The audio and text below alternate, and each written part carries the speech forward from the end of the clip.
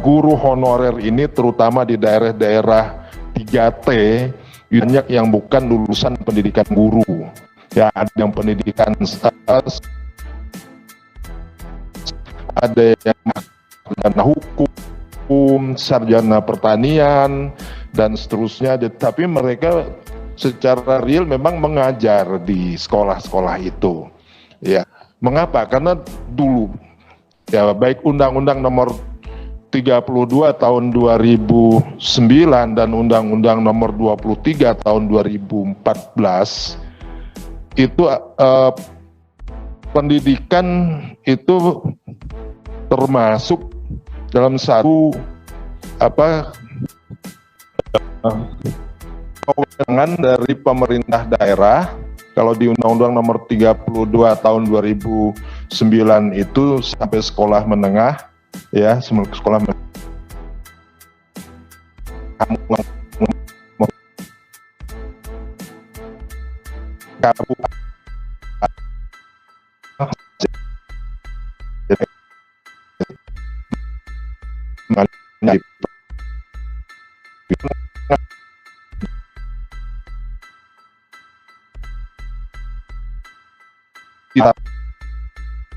semuanya rendah, ya jujur aja saat itu gimana saya IPM-nya bisa naik, APK-nya bisa naik, lama rata-ratanya bisa naik. Jadi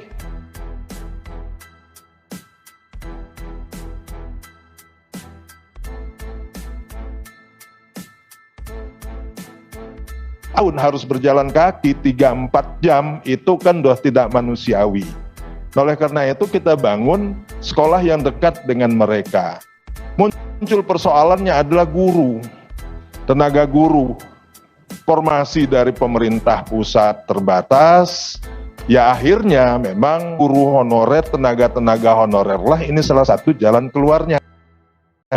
Oleh karena itu saya juga tidak setuju kalau memang dikatakan bahwa pemerintah daerah ini nakal, sudah dilarang masih mengangkat guru honorer. Kalau tidak ada guru honorer, pendidikan di daerah itu ya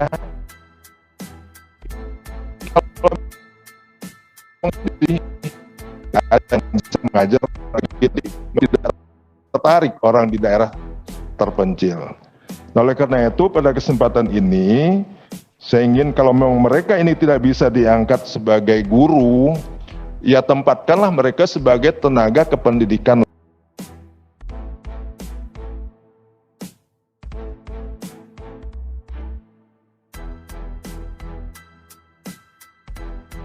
Berat ya, apalagi kalau dia dibebani sebagai guru penggerak atau kepala sekolah penggerak, lalu bos, ada lagi bos daerah, lalu juga DAK juga masih dibebankan ke kepala sekolah dan komite sekolah. Jadi kapan kepala sekolah ini bisa berperan menjadi guru? Nah karena itu mereka ini bisa diangkat.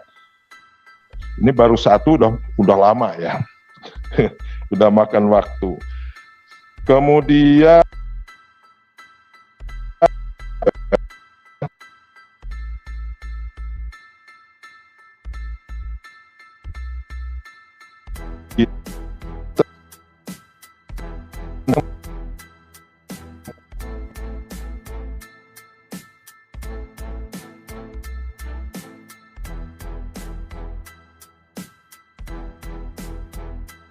Gubernur, alasan dari Bupati selalu mengatakan tidak ada anggaran untuk gaji guru, untuk gaji P3K ini.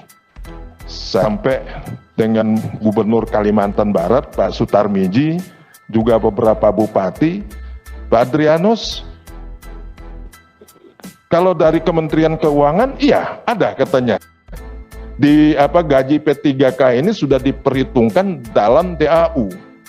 Tapi DAU kami boro-boro mau bertambah malah berkurang, direalokasi. Jadi mana uang yang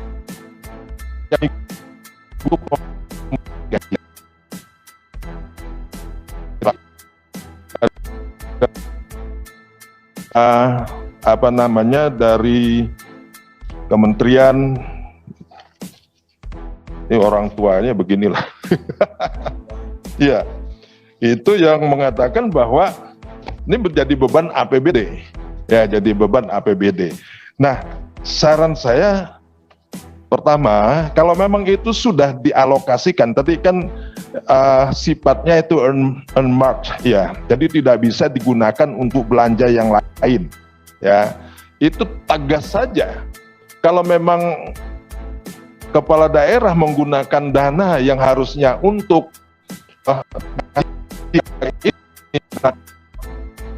membiayai belanja yang lain, ada sanksi. Nah, ini sanksinya apa?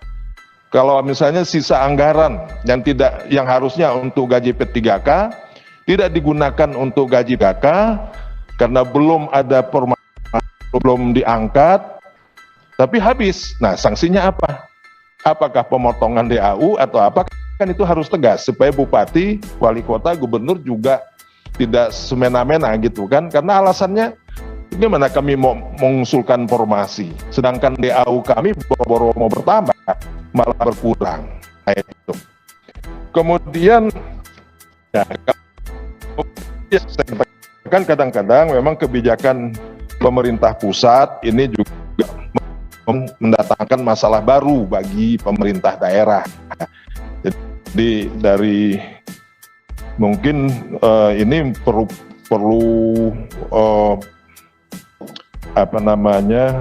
dari Kementerian Dalam Negeri coba dikaji betul setiap kebijakan ini, karena kadang-kadang antara satu kementerian lembaga dengan kementerian lembaga yang lain saling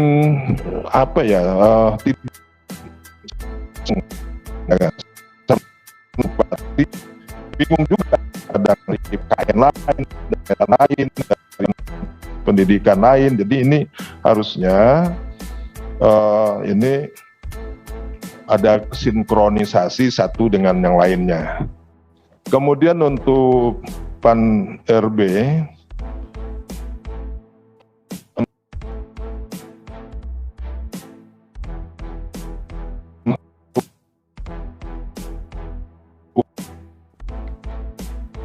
ada rencana rekrutmen juga dari yang artinya yang masih fresh graduate gitu ya, untuk P3K ini. Nah, saran saya fokuskan dulu, habiskan dulu guru honorer yang ada, yang sudah bekerja, ini baru mungkin kalau kurang ya, masih banyak yang belum diangkat. Kalau bisa sih mereka ini yang sudah umur misalnya 55 tahun ke atas, yang masa kerjanya tinggal 3-4 tahun, ya udah diberi semacam kalau di perusahaan itu mereka diberikan lalu dikasih ya, pesangon mungkin 3 bulan gaji atau 6 bulan gaji begitu kan.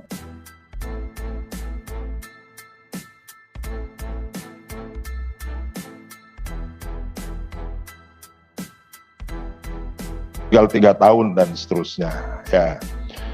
Kemudian untuk terkait juga dengan ini terkait sebenarnya dari Dirjen GTK Pak Iwan, kemudian Menteri Keuangan, saya sering mendapatkan keluhan Pak, keluhan dari guru yang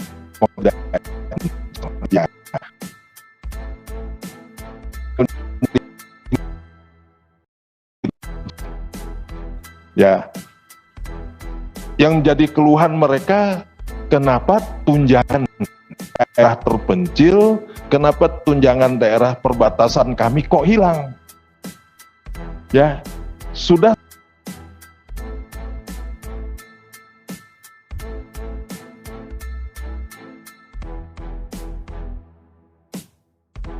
tertinggal.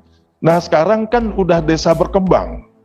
Jadi itu alasannya mengapa tunjangan guru-guru daerah terpencil ini jadi hilang. Nah, tolonglah kebijakan ini dikaji kembali, jangan digeneralisir. Barangkali desanya udah ada jalan, udah ada jembatan, tapi dusunnya di mana sekolah-sekolah dan guru-guru itu mengajar masih berjalan kaki sampai setengah hari. Begitu, Pak. Jadi susah.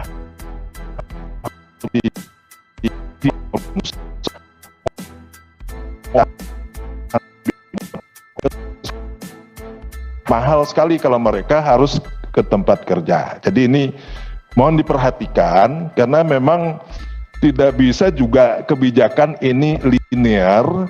Begitu desanya berubah menjadi desa berkembang atau desa maju, tapi sekolah-sekolah ini kan masih ada di dusun-dusun terpencil, di pelosok-pelosok yang memang beda dengan ini. Mungkin itu saja pimpinan. Terima kasih. Assalamualaikum warahmatullahi wabarakatuh. Om